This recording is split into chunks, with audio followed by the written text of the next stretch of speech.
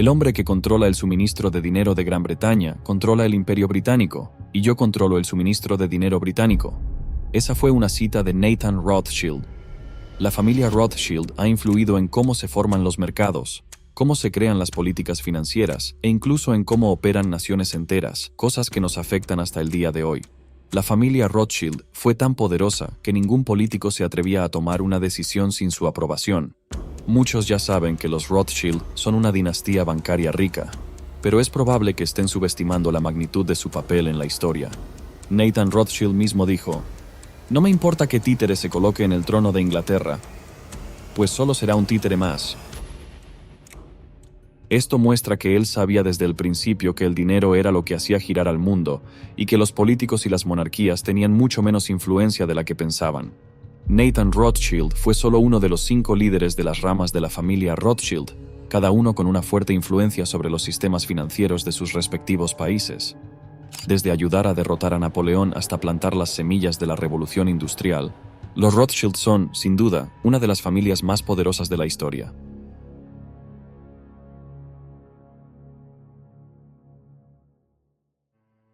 Nuestra historia comienza con Mayer Amschel Rothschild, un hombre de orígenes humildes, pero muy inteligente y trabajador, nacido en 1744 en la Judengasse de Frankfurt. Esta calle estrecha no era solo una dirección, sino un mundo propio, habitado por más de 3.000 judíos, cuya vida era una constante negociación entre la supervivencia y la dignidad. Esa zona era dura, superpoblada y llena de discriminación. Los judíos no podían salir de noche, los domingos o en días festivos cristianos.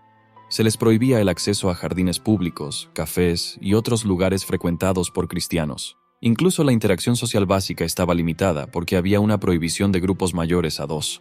Quiero decir, era un recordatorio constante de su estatus de forasteros. La vida para Mayer hubiera sido muy dura viviendo en Judenhof. Sin embargo, las cosas cambiaron para él de manera muy inesperada cuando sus padres murieron. Verás, Mayer originalmente tenía la intención de convertirse en rabino. Era lo que su familia quería que hiciera. Sin embargo, la muerte de sus padres lo obligó a abandonar sus estudios para convertirse en rabino y, en cambio, asumir una posición como aprendiz en una casa de banca allí. Mayer fue presentado a todas las cosas financieras, en particular. Aprendió sobre monedas raras de civilizaciones antiguas como Roma, Persia y el Imperio Báltico. Estas eran muy codiciadas por las élites europeas, una realización que le ayudaría mucho más adelante.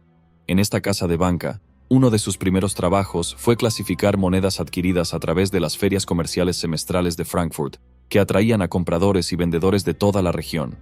Para cuando tenía 19 años, Mayer había ganado mucha experiencia y estaba equipado con el conocimiento de las últimas prácticas financieras. Luego regresó a Frankfurt para unirse al negocio comercial de su padre, trabajando junto a sus hermanos. Luego se convirtió en comerciante de monedas raras y rápidamente encontró mucho éxito en esa área. Ahora, esto no pasó desapercibido para el príncipe heredero Wilhelm de Hesse. El príncipe heredero quedó tan impresionado con Mayer que lo nombró factor de la corte. Ahora, un factor de la corte era un título otorgado a un financiero judío bajo el empleo de un noble. Esto fue enorme, revolucionario para Mayer. Finalmente, tuvo la oportunidad de escapar de su vida en Judenhof y expandir su negocio. Con el paso del tiempo, los negocios de Mayer crecieron. Aprovechó el impulso de su éxito y envió a sus hijos a abrir sucursales en diferentes estados. A todos ellos les dio 2 instrucciones importantes. La primera era priorizar hacer negocios con las casas reinantes, y la segunda era tener tantos hijos como fuera posible para encargarse de los asuntos comerciales de la familia en el extranjero. Ahora, la estrategia de Mayer parece un poco extraña, pero enviar a sus hijos a diferentes regiones no solo se trataba de expansión comercial, sino de mitigación de riesgos al esparcir sus raíces por todo el continente. Los Rothschild no estarían sujetos a los caprichos de ningún gobernante único o agitación económica. Quiero decir, este es un ejemplo ideal de diversificación de cartera. Además, al ganarse el favor de las casas reinantes de las regiones donde él o sus hijos operaban, aseguró que su familia no solo ganaría clientes adinerados, sino también una capa valiosa de protección política. A principios de 1800, los hijos de Mayer se habían establecido en 5 ciudades clave: Nápoles, Viena, París, Londres y Frankfurt. Juntas, estas 5 ramas vinculadas se convirtieron, en efecto, en el primer banco en trascender fronteras. Al actuar como financieros para múltiples potencias europeas, los Rothschild ocuparon una posición única de neutralidad. Podían aprovechar su influencia política para influir en decisiones políticas y relaciones internacionales. Todo esto se hacía sutilmente sin despertar ningún tipo de sospecha. A medida que los Rothschild aumentaban sus clientes, también lo hacía el número de servicios financieros que ofrecían. Inicialmente, comenzaron como comerciantes de artículos de lujo y comerciantes de monedas y papeles comerciales. Sin embargo, eventualmente Mayer y sus hijos se convirtieron en banqueros prominentes. Para ellos, las guerras proporcionaron las mejores oportunidades. Las guerras revolucionarias francesas y napoleónicas entre 1792 y 1815 resultaron especialmente rentables para ellos. Los Rothschild proporcionaron préstamos a príncipes en guerra, se dedicaron al contrabando y al comercio legal de productos esenciales como trigo, algodón, productos coloniales y armas, todo lo cual facilitó los pagos internacionales entre las Islas Británicas y el continente. Finalmente, tuvo la oportunidad de escapar de su vida en Judenhof y expandir su negocio. Sentó las bases para el futuro éxito de la familia Rothschild aquí mismo. Con el paso del tiempo, los negocios de Mayer crecieron. Aprovechó el impulso de su éxito y envió a sus hijos a abrir sucursales en diferentes estados. A todos ellos les dio dos instrucciones importantes. La primera era priorizar hacer negocios con las casas reinantes, y la segunda era tener tantos hijos como fuera posible para encargarse de los asuntos comerciales de la familia en el extranjero. Ahora, la estrategia de Mayer parece un poco extraña, pero enviar a sus hijos a diferentes regiones no solo se trataba de expansión comercial, sino de mitigación de riesgos al esparcir sus raíces por todo el continente. Los Rothschild no estarían sujetos a los caprichos de ningún gobernante único o agitación económica. Quiero decir, este es un ejemplo ideal de diversificación de cartera. Además, al ganarse el favor de las casas reinantes de las regiones donde él o sus hijos operaban, aseguró que su familia no solo ganaría clientes adinerados, sino también una capa valiosa de protección política. A principios de 1800, los hijos de Mayer se habían establecido en 5 ciudades clave: Nápoles, Viena, París, Londres y Frankfurt. Juntas, estas 5 ramas vinculadas se convirtieron, en efecto, en el primer banco en trascender fronteras. Al actuar como financieros para múltiples potencias europeas, los Rothschild ocuparon una posición única de neutralidad. Podían aprovechar su influencia política para influir en decisiones políticas y relaciones internacionales. Todo esto se hacía sutilmente sin despertar ningún tipo de sospecha. A medida que los Rothschild aumentaban sus clientes, también lo hacía el número de servicios financieros que ofrecían. Inicialmente, comenzaron como comerciantes de artículos de lujo y comerciantes de monedas y papeles comerciales. Sin embargo, eventualmente Mayer y sus hijos se convirtieron en banqueros prominentes. Para ellos, las guerras proporcionaron las mejores oportunidades. Las guerras revolucionarias francesas y napoleónicas entre 1792 y 1815 resultaron especialmente rentables para ellos. Los Rothschild proporcionaron préstamos a príncipes en guerra, se dedicaron al contrabando y al comercio legal de productos esenciales como trigo, algodón, productos coloniales y armas, todo lo cual facilitó los pagos internacionales entre las Islas Británicas y el continente. Mayer Amschel Rothschild y sus hijos estaban creando un poderoso imperio financiero. Sin embargo, Mayer tuvo que aceptar el hecho de que podría no vivir mucho tiempo. Tuvo que hacer arreglos para asegurar su riqueza e influencia. Pasó una vida acumulando y construyendo, dejando instrucciones muy específicas para sus herederos sobre cómo manejar las finanzas familiares.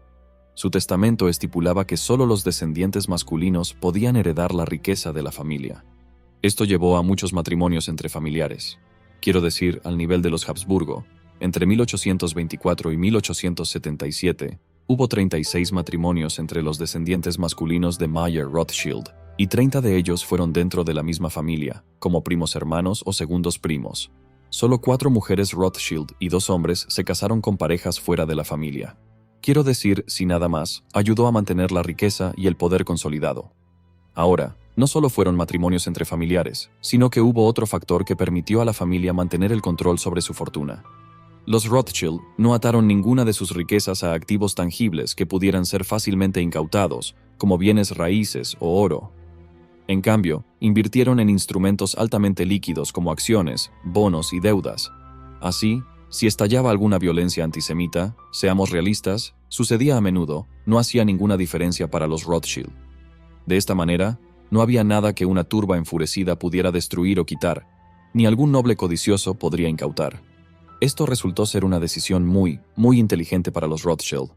Ahora, el hijo de Mayer demostró ser tan inteligente como él. La familia Rothschild continuó viendo éxito incluso después de su generación. El más exitoso de ellos fue Nathan Rothschild, quien supervisó los negocios de la familia en Londres.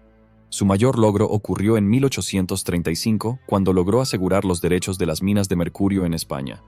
Esto terminó dando a la familia casi un monopolio mundial sobre este elemento crítico que se usaba para refinar oro y plata. Nathan también se enfocó en construir relaciones con los que estaban en el poder. Quiero decir, gracias a esto, logró obtener los derechos para refinar oro y plata para el Banco de Inglaterra y la Casa de la Moneda Real. Esto fue enorme. La riqueza resultante y la creciente fortuna no se desperdiciaron en lujos excesivos, sino que se reinvirtieron de manera muy inteligente. El grupo bancario de la familia continuó expandiéndose, particularmente en el comercio global de petróleo y metales no ferrosos. Se convirtieron en los mayores accionistas de compañías como Rio Tinto y más tarde Royal Dutch Shell. A mediados del siglo XIX, la riqueza e influencia de la familia eran asombrosas. Eran una fuerza a tener en cuenta, ejerciendo poder e influencia que abarcaba continentes e industrias. La influencia de la familia se extendía mucho más allá de las finanzas. Su influencia llegó a la cultura, la política y las artes también. Eran coleccionistas ávidos, patrocinadores de muchos grandes artistas y curadores de arte. Algunos miembros de la familia con intereses científicos buscaron especímenes zoológicos y hortícolas. Financiaron muchas expediciones a partes remotas del mundo también. Sus esfuerzos y su dinero contribuyeron enormemente al conocimiento de científicos e historiadores del arte en todo el mundo. Estas colecciones que los Rothschild acumularon más tarde se utilizaron para enriquecer bibliotecas, galerías y museos, muchos de los cuales aún existen hoy en día. Ahora, la familia tenía tanta riqueza e influencia que naciones enteras podían ser salvadas con su ayuda. Muchos países incluso esperaban las aprobaciones de los Rothschild antes de tomar cualquier tipo de decisión crítica. Por ejemplo, tras la derrota de Francia por Prusia en 1871, fueron los Rothschild quienes proporcionaron al gobierno francés 2 préstamos masivos para mantenerlo a flote. Mientras tanto, en Londres, proporcionaron al gobierno británico 4 millones de libras en muy poco tiempo, permitiéndoles convertirse en el principal accionista de la Compañía del Canal de Suez. Este movimiento estratégico convirtió al Canal del Suez en una línea crítica de comunicación en el Imperio Británico. Redujo significativamente el tiempo de viaje de Londres a la India, de semanas a meros días, y por lo tanto, impulsó el comercio británico. También fue el dinero de los Rothschild el que ayudó a facilitar la carrera por África. Por ejemplo, financiaron las actividades de individuos como Cecil Rhodes. Con la ayuda del dinero de los Rothschild, Cecil Rhodes amontonó una fortuna con la fiebre del diamante en el sur de África, y en este ejemplo, no solo Cecil Rhodes estaba obteniendo ganancias porque ayudó en gran medida a que la empresa de Beers controlada por la familia aumentara sus beneficios. Otro hombre a quien ayudaron a ascender a la prominencia fue John D. Rockefeller en Estados Unidos.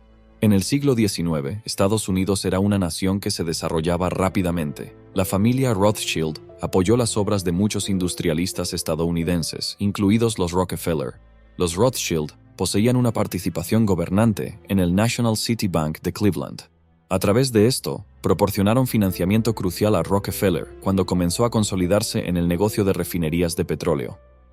Este apoyo financiero jugó un papel fundamental en la formación y expansión de Standard Oil.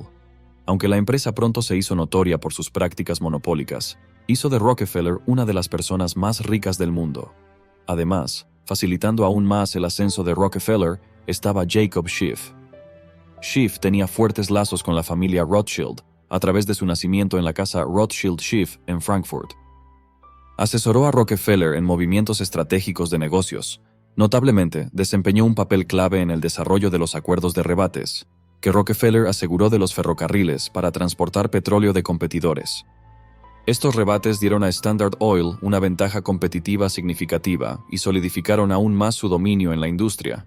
Así que sí, estar incluso remotamente asociado con los Rothschild, como Jacob Schiff, era una gran ventaja y había muchas oportunidades para obtener ganancias. Hay otra hipótesis interesante de que pudo haber sido la influencia de los Rothschild, lo que impulsó al gobierno británico a acordar la creación de un Estado de Israel. La teoría proviene del hecho de que la Declaración de Balfour de 1917 fue en realidad dirigida a Lionel Walter Rothschild. Esta fue una declaración pública de Gran Bretaña expresando apoyo para el establecimiento de un Estado judío y estaba destinada a ser enviada a Lionel como figura representativa de la comunidad judía británica. Lo que ciertamente es cierto es que la familia había estado donando en gran medida a la causa de un Estado judío durante décadas. Apoyaron y financiaron activamente el asentamiento judío durante el siglo XIX y las primeras décadas del siglo XX. Estos esfuerzos proporcionaron un apoyo sustancial al movimiento que finalmente condujo al establecimiento del Estado de Israel en 1948. Ahora, en el lado más brillante, los Rothschild también se aseguraron de estar fuertemente comprometidos con la filantropía.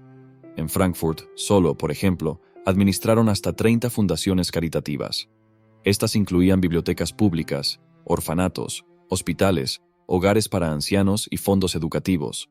No es de sorprender que, dadas sus contribuciones, los Rothschild fueran altamente honrados. Los 5 hijos de Mayer se convirtieron todos en varones del Imperio Austríaco. Un Rothschild también fue la primera persona judía en ingresar al Parlamento británico, y otro fue el primero en ser elevado a la nobleza británica. El jefe de la rama británica de la familia a menudo era considerado como el líder no oficial de la joyería británica. Ahora, la fortuna y el prestigio de los Rothschild crecieron con cada generación por un tiempo y parecía que todo iba muy bien, pero eventualmente el sol tuvo que ponerse. Al igual que su ascenso, el declive de los Rothschild también fue sorprendentemente rápido. Guerras, política y rivalidades internas pasaron factura. Durante el siguiente siglo, la sucursal de Nápoles del Banco Rothschild fue la primera en cerrar sus puertas en 1863. Los problemas para la sucursal de Nápoles comenzaron cuando estalló la revolución y los nacionalistas italianos bajo Giuseppe Garibaldi capturaron Nápoles el 7 de septiembre de 1860. Los lazos internacionales de la familia los pusieron en desacuerdo con el nuevo gobierno, y solo 3 años después de la unificación de Italia, se vieron obligados a cerrar todas sus operaciones en Nápoles. A continuación, siguió la sucursal familiar original en Frankfurt. Irónicamente, fue la falta de herederos masculinos lo que forzó su cierre en 1901. Unas décadas más tarde, la sucursal de Viena encontraría un final aún más trágico. Tras el ascenso de los nazis y su toma de Austria, los miembros de la familia se vieron obligados a huir. Los que quedaron, como Louis Nathaniel Rothschild, fueron encarcelados y solo liberados después de un gran rescate. Todas sus posesiones, hogares, negocios y obras de arte fueron incautados. La sucursal familiar en Alemania también fue ocupada. Francia también sufriría. El gobierno de Vichy incautó sus propiedades durante esta guerra. Sin embargo, milagrosamente, su negocio sobrevivió la guerra, pero no sobrevivió a la política francesa. Bajo el gobierno socialista, el Banco de París fue nacionalizado en 1982, lo que efectivamente puso fin a la presencia de los Rothschild en la banca parisina. El fantasma de Napoleón quizás finalmente tomó su venganza. Así, para entonces, todas las 5 sucursales originales del Banco Rothschild habían cerrado excepto la de Londres. A pesar de todos los contratiempos, los Rothschild han permanecido como una de las familias más influyentes del mundo. En 2008, las holdings de la familia Rothschild fueron reorganizadas bajo una sola compañía, que era accionista de Paris, Orléans Bank en Francia. Esto marcó la primera vez que los negocios familiares se unificaron después de aproximadamente 2 siglos. Hoy en día, sus holdings abarcan servicios financieros, bienes raíces, minería, energía y trabajo caritativo. Además, la familia posee más de 12 bodegas en todo el mundo. Ahora, la mayoría de los miembros de la familia están empleados directamente por estas corporaciones o invierten en operaciones que continúan generando riqueza para la familia. Curiosamente, una de las compañías que aún existe hasta hoy es uno de los primeros bancos fundados por Nathan Rothschild. Ese banco continúa reportando finanzas saludables. En 2022, reportó $3.200 millones en ingresos y $650 millones en ingresos netos, con $109.000 millones en activos bajo gestión, y eso lo está haciendo bastante bien. En conjunto, las holdings de la familia suman un estimado total de $1.200 millones.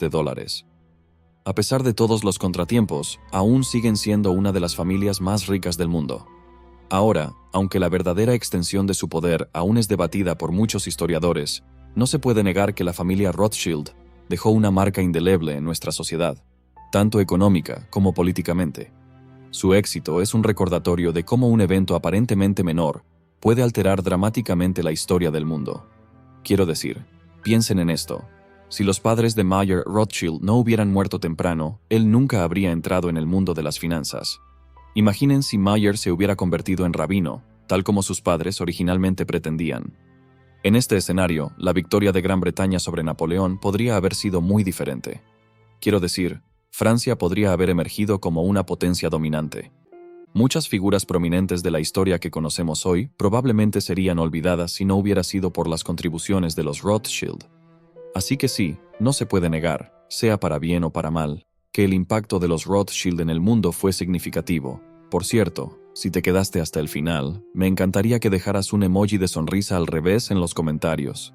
Me encantaría ver cuántos de ustedes se quedaron hasta el final, y si lo hicieron, estoy muy agradecido.